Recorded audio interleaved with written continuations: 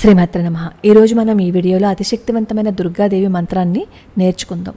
3 మంత్రాలు అన్నమాట. ఒకటేమో అనసూయాదేవి ఇచ్చింది, ఇంకొకటేమో మార్కండేయ పురాణంలో ఉంది, ఇంకొకటేమో సర్వమంగళ అమ్మవారి అష్టోత్తరం. మార్కండేయ పురాణంలోదేమో అతిశక్తివంతమైన దుర్గాదేవి మంత్రం అన్నమాట.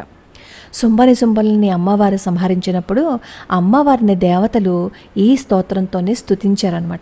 ఈ శ్లోకాన్ని ఎవరైతే నిత్యం అలా స్మరణ చేస్తూ ఉంటారో వాళ్ళ ఇంట్లో సర్వశుభాలు జరుగుతూనే ఉంటాయన్నమాట. ప్రతిరోజు కనీసం ఒక 7 సార్లు పఠించటం ద్వారా అమ్మవారి అనుగ్రహాన్ని పొందొచ్చు.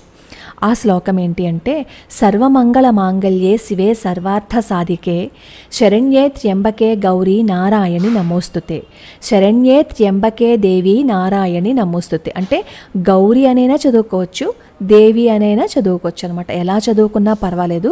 అందుకే నేను 2 విధాలుగా చెప్పాను.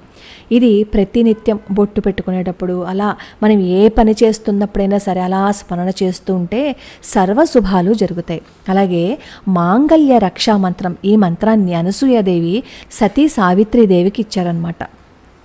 ఇది కూడా నిత్యం ఎవరైతే పారాయణం చేస్తూ ఉంటారో మాంగళ్యానికి రక్షగా ఉండి కాపాడుతుందనమాట. మంగళే మంగళాధారే మాంగళ్యే మంగళప్రదే మంగళార్థం మంగళేసి మాంగళ్యం దేహిమే సదా. ఇది అనసూయాదేవి ఇచ్చిన మంత్రం అనమాట.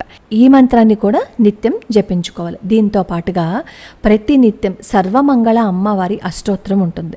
ప్రతిరోజు సర్వమంగళ అమ్మవారి అష్టోత్తరం కూడా చదివినట్లయితే సర్వ శుభాలకి ఆ ఇల్లు నిలయమై ఉంటుందన్నమాట.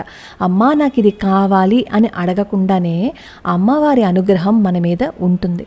మన ప్రయత్నాలు మనం చేస్తూ అమ్మవారి పాదాలు పట్టుకుంటే ఎప్పటికీ శుభాలే జరుగుతాయి. ఈ 3 నేను డిస్క్రిప్షన్లో కింద ఇస్తాను, ఒకసారి చూడండి.